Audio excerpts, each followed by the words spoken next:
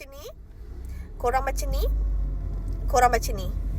Cakap thank you so much dekat siapa yang post dekat Threads, dekat Google Review. My dad, dia tak ada social media. Jadi apa-apa yang korang post, I akan screenshot and bagi tahu dia. Kalau benda tu negatif, I bagi tahu dia supaya dia aware.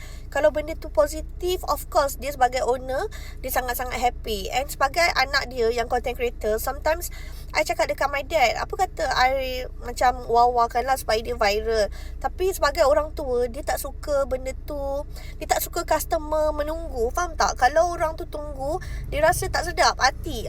So guys, kalau korang nak support I, sangat-sangat mengalu-alukan. Okay, macam korang baca review ni, dia cakap ayah I memang kadang-kadang ayah I niat infak. Okay, dia bagi makanan, dia bagi buah, dia bagi air kotak dekat budak kecil. Tu memang dia punya perangai. Dia memang suka memberi. So untuk siapa yang nak support, boleh support. Thank you so much. Okay, tapi I nak cakap kat korang lah, kalau korang kena tunggu lama, jangan marah, jangan viralkan sebab kena tunggu lama whatsoever. Sebab memang ayah I kalau boleh, dia tak suka customer tunggu lama.